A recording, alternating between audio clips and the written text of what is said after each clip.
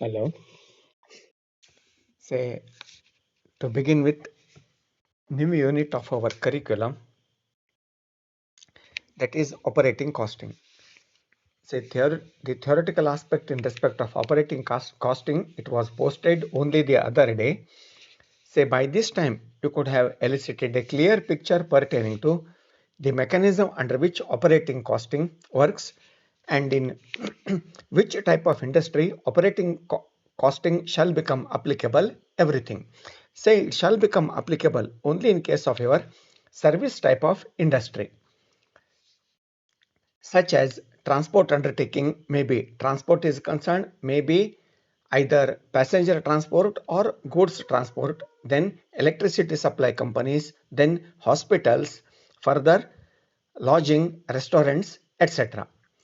So now, only the other day in your PPT presentation, I have specifically told to minutely go through some of the important aspects. I do hope you are well versed with the theoretical aspect. Now, to begin with, in the first instance, let us take one simple illustration. Simple illustration and solution is also printed in the PPT sent, a video sent. Now, presume a bus runs between Mysore and Bangalore for 30 days in a month, covering a distance of 150 kilometers each way, making a round trip daily.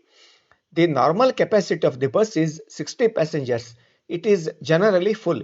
Calculate the total passenger kilometers. Now, before we could go in for solving this problem, let me make one point clear. Say, so far as fixation of bus fare is concerned, each and every individual who has boarded the bus, he will purchase the ticket and will fly from one destination to another destination. Now, take for instance, ಈಗ ಒಂದು ನಿಮ್ಮದೇ example ತಗೋರಿ. You are coming from old bus stand to commerce college. ಈಗ ನೀವೇ ಹಳೆ bus ಸ್ಟ್ಯಾಂಡ್ದಿಂದ commerce ಕಾಲೇಜಿಗೆ ಬರ್ಲಿಕ್ಕತ್ತೀರಿ city ಬಸ್ಸಿಗೆ 10 kilometre ಅಂತ ತಿಳ್ಕೊರಿ. ಬಸ್ನಾಗೆ 50 ಮಂದಿ ಇದ್ದಾರೆ. 50 ಮಂದಿ ಇದ್ದಾರೆ ಅಂತಂದ್ರೆ ಬಸ್ಸು 10 ಕಿಲೋಮೀಟರ್ ಬಂದಿದ್ದು ಖರೆ, ನೀವು 10 ಕಿಲೋಮೀಟರ್ ನೀವು ಕವರ್ ಮಾಡಿದ್ದು ಖರೆ. ಆದ್ರೆ ಒಂದು ಅಂತಂದ್ರೆ ಪ್ರತಿಯೊಬ್ಬ ಸ್ಟೂಡೆಂಟು 10 ಕಿಲೋಮೀಟರ್ ಕವರ್ ಮಾಡ್ಯಾನೆ ಅಂತಂದ್ರೆ ಅವಾಗ ಏನಾಗ್ತದೆ ಕೇಳಿದ್ರೆ ಇಫೆಕ್ಟಿವ್ ಪ್ಯಾಸೆಂಜರ್ ಕಿಲೋಮೀಟರ್ ಡೆಫಿನೆಟ್ಲಿ ಹೆಚ್ಚು ಆಗೇ ಆಗ್ತದೆ. ನಿಮಗೆ 10 ಕಿಲೋಮೀಟರ್ ಅಂತ ಹೇಳಿ at the outset you may feel that you have covered a distance of only 10 kilometers in the sense, but the reality is that each and every student has moved ahead by a margin of 10 kilometers. Definitely, this is the crux behind ascertainment of your passenger kilometer. Say only the other day, with regard to the ascertainment of your effective passenger kilometers, different formulae they have been prescribed: 10 kilometers, passenger kilometers, etc. Say you could have gone through all the theoretical aspect. Now, with that presumption, I will make an attempt to solve this problem. Say distance between Mysore and Bangalore is 150 kilometers each way. Each way ಅಂತಂದ್ರೆ ಒಂದು ಸೈಡಿಗೆ 150 kilometre. ಹಂಗಂತೇಳಿ bus ಎಷ್ಟು kilometre run ಆಗ್ತದೆ, ಎಷ್ಟು trip ಮಾಡ್ತದೆ ಕೇಳಿದ್ರೆ it makes A round trip daily. What is meant by round trip? Meaning of round trip is concerned, ಒಂದು ಸಲ ಹೋಗೋದು ಮತ್ತು ಬರೋದು ಎರಡು ಕೂಡಿಸ್ತು ಅಂತಂದ್ರೆ 2 trips is equal to it will make us 1 round trip. ಅಂದ್ರೆ ಮೂವಿಂಗು ಅಂದ್ರೆ ಹೆಂಗೆ ಅಪ್ವರ್ಡು ಮತ್ತು ರಿಟರ್ನು, ಆನ್ವರ್ಡು ಮತ್ತು ರಿಟರ್ನ್ ಜರ್ನಿ ಎರಡೂ ಕೂಡ ಕಂಬೈನ್ಡ್ ಆಗಿ ಕಾಮನ್ ಆಗಿ ಗಣನೆ ತೆಗೆದುಕೊಂಡ್ರು ಅಂತಂದ್ರೆ we call it as a round trip. ನಾವು ಫಾರ್ಮುಲಾ ಅಂತೂ ನಿನ್ನೆನೆ ಬರ್ಸಿದ್ದಿತ್ತು. Number of buses into distance into trips into seating capacity into number of days into percentage of seats occupied, it gives us total passenger kilometers. ಈಗ number of buses, how many number of buses are there? Only one bus is there. Now distance is how much?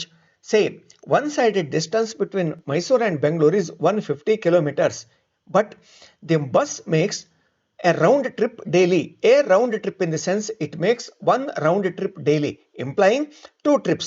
One round trip means 2 trips. Definitely 150 kilometers one-sided distance multiplied by 2 kilometers, because round trip comprising of 2 kilometers. into seating capacity of the bus.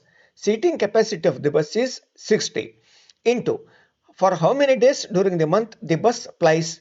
The bus plies for a total number of 30 days during a month under consideration, multiplied by seating occupancy. So far as occupancy percentage is concerned, the bus runs full. It is generally full. It is specifically stated. Definitely say when one bus into 150 kilometers one-sided distance multiplied by one round trip, meaning two trips daily for 60 for with 60 passengers for 30 days in a month with 100% occupancy or with full occupancy, total passenger kilometers, it stands at 5,40,000. So thus, say 5,40,000 kilometers would be the total passenger kilometers run by that bus in between Mysore and Bangalore.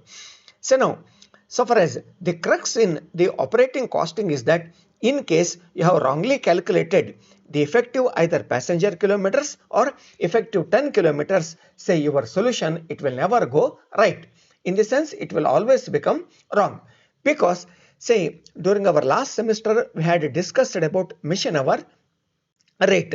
Say if you have wrongly calculated the effective mission hours, your solution, it will never become right. So also here, if you fail to accurately calculate the effective passenger kilometers, you will not be in a position to ascertain the operating cost per kilometer. Definitely, keeping this point in mind, let us look into the second problem. Simple, brief, short problem, only to have a convincing and passing approach. City bus service runs the following fleet of buses within the limits of Delhi city. There are 10 buses, and these 10 buses are concerned, these buses have a total passenger capacity of 50 seats. Thereupon, our fleet has one more category, that is 15 buses, and the second category being it has the occupancy of 40 passengers.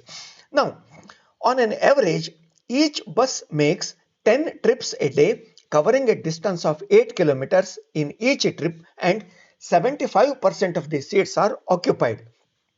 Further, the annual records show that 5 buses are generally required to be kept away from road each day for repairs. Now, you have been asked to calculate the effective passenger kilometer for the month of March. 7. For the month of March specifically given, March comprises of 31 days. Now, same formula. Say number of buses, how many number of buses are there? But here you have to separately calculate. You have to separately calculate the effective passenger kilometers with bus having 50 passenger capacity and for buses having 40 passenger capacity. Now, first we shall look into 10 buses. 10 buses multiplied by carrying capacity of passengers 50, then number of trips per day. Number of trips per day 10, specifically given in the problem. Further multiplied by distance covered. Distance covered 8 kilometers. 8 kilometers in the sense on each and every coverage the bus makes or the bus covers a distance of 8 kilometers multiplied by 31 days, because month March is taken into consideration. When the month of March is taken into consideration, 31 days multiplied by, how about the occupancy?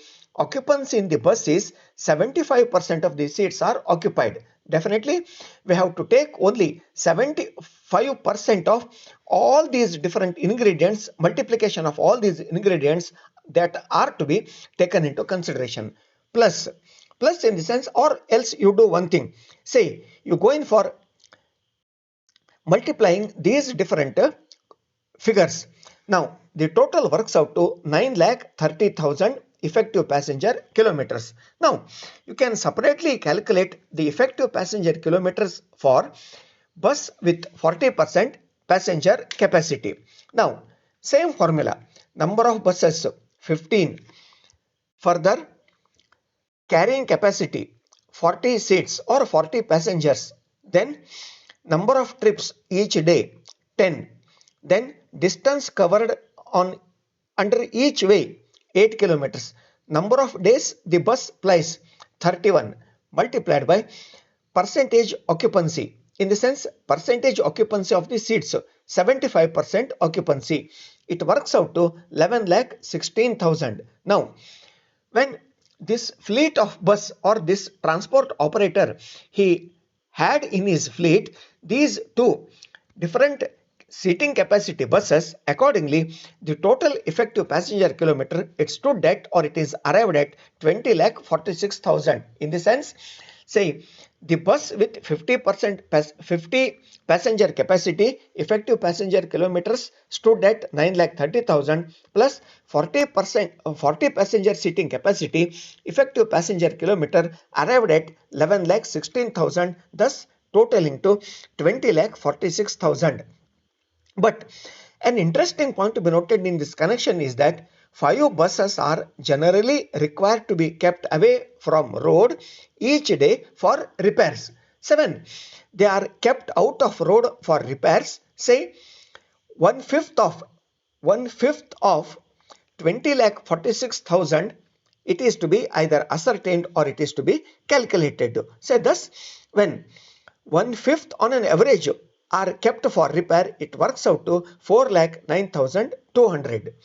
When it is arrived at, or when it is put at 4,09,200, when out of the total effective passenger kilometer from the buses having two distinct seating capacities less 1/5 for repairs when they are being kept away from road, definitely it works effective passenger kilometer, it works out to 16,36,800.